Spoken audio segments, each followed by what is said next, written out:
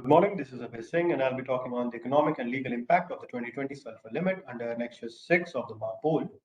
Coming towards the introduction, 10% of the global sulfur emission is caused from the merchant vessels, which is about 15 million tons.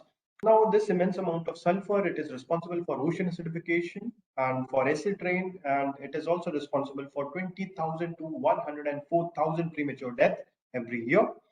And in addition to that, it's also responsible for marine biodiversity damage. So in order to bring down the sulfur emission in 2005, the IMO fixed a 4.5 mass per mass of sulfur limit, which it later on revised in 2012 to 3.5 mass per mass. And in 2020, in year 2020, they brought down this sulfur limit to 0.50 mass per mass. However, this radical decline in the permissible sulfur limit is not something which came out of the blue. Since in 2008 and again in 2012 and 2016, the IMO declared its intention to bring down the sulfur limit to 0.5 mass per mass by the year 2020. Now, in order to bring down the sulfur limit, maritime industry had a decade to prepare, more than a decade to prepare. Now, IMO suggested that in order to achieve the 0.50 sulfur limit, the maritime sector can use alternate fuels such as marine gas oil, very low sulfur fuel oil, or liquefied natural gas, or they can operate on high sulfur fuel oil with exhaust gas cleaning system installed. Exhaust gas cleaning systems will filter out the excessive sulfur content which is emitted from burning of the high sulfur fuel oil, thereby ensuring that 0.50 mass per mass limit is maintained. Now, let's talk about the economical impact of these sulfur limit. Now, 80% of the vessels were operating on high sulfur fuel oil up till the initiation of the year 2020. Now, these 80% of the vessels, they had to transition on cleaner fuels. They had to use cleaner fuels or cleaner implementation mechanism.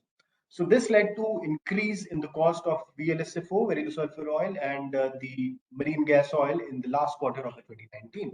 However, when the 2020 began, there was COVID restriction that was in place, which led to decrease and decline in the demand of this fuel, of the international fuel, and the cost of the fuel also went into decline.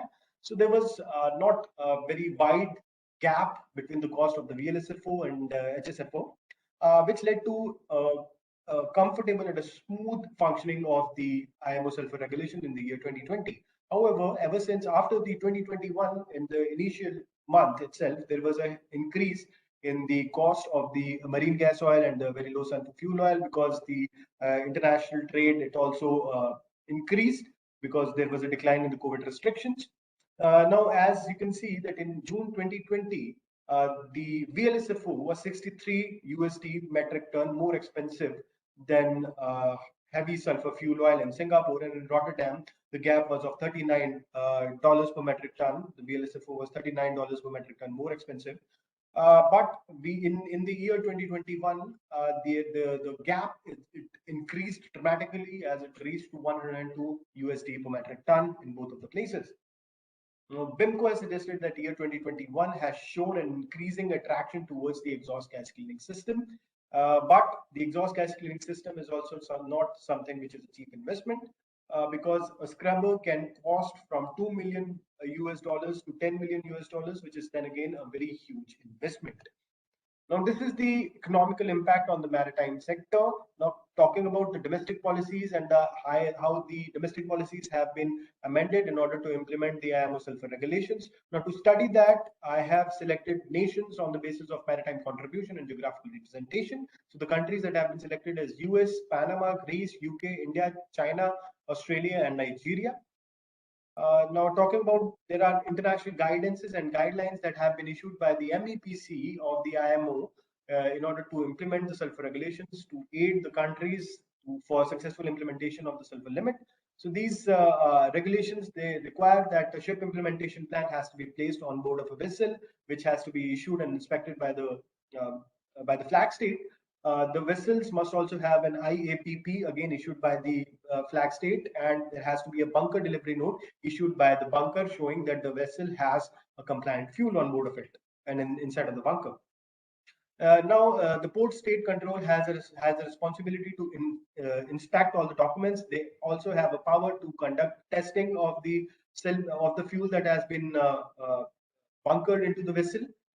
The guidelines also provide procedures for labeling, timing, and containing of the sample. Now, these international obligations, these international regulations and guidances and guidelines have been implemented by majority of the nations. All of the nations that you can see here who are under the study, except Panama and Nigeria, they have implemented all the sulfur regulations along with the MEPC guidances. Now, coming towards the European Union has agreed to implement all the policies as per the sulfur directive. However, when we talk about sanction policies, as per MARPOL Article 4 and 5, the discretion to impose sanction have been left on the state parties, and similarly the European Union has also left the discretion on the state parties. And now this has brought down an inconsistency and a lack of uniformity in the system. So as you can see here that Greece, that all the nations, they have some sort of fine at place in case of violation. And if we see here, Greece, Panama, India, they have also brought down imprisonment in case of violation. Now, one thing that these nations, they have not specified that who will be responsible for the fine or imprisonment in case of violation, whether it will be the seafarer, captain, crew, charterer, ship operator, who will be the person who will take the burden of the fault. Now, this has created a problem because the seafarers are also feeling that they might end up in prison because of the non-compliance which is done by the owner of the vessel or the ship operator, whoever has the obligation to provide bunker or make sure that scrubber is functioning properly. So there is this discrepancy is something which has to be removed. In addition to that, there is an inconsistency when we talk about the policies for use of exhaust gas cleaning system, because there are several nations such as US, UK, Panama, Nigeria, and China, which has banned the open loop scrubber. Now, open loop scrubber, what it does is it takes out the sulfur content from the smoke, which comes out after burning of the heavy grade fuel oil or heavy sulfur fuel oil, and it dumps the same sulfur into the water, into the ocean, thereby converting air pollution to water pollution. Now, this has been banned in many nations, but many nations are allowing it. So when a vessel is coming from a nation which is following which is allowing all the type of exhaust gas cleaning system and entering into a country like China, it can be subject to heavy fine, and it can be subject to even arrest or detention of the vessel. So this is also another problem which is creating inconsistency. Now, moving forward, about coming towards the conclusion, I've talked about that sanction is something which is lacking, and the inconsistency in law is prevalent, and there is excessive burden on the seafarers, and also there is there is the threat of imprisonment on the seafarer. The economical impact is also at the place.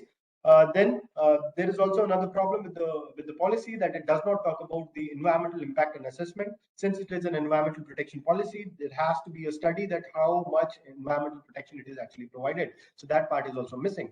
Now, coming towards the suggestions, now in order to remove all these problems, the IMO can come out with a reservation policy wherein it can decide on the nature, quantum, or allocation of the responsibilities.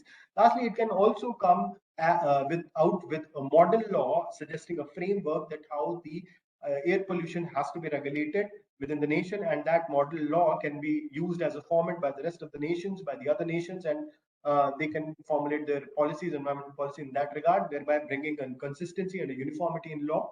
And lastly, when we talk about the economical hurdles, so the suggestion is that the new vessels, they must be purchased with scrubbers pre-installed in them, and the old vessels which are they can also go towards these scrubbers installation, uh, and maybe the technological advancement will bring certain price relief in the future. So that is the end of my presentation. Thank you very much. Now I'll be open for questions.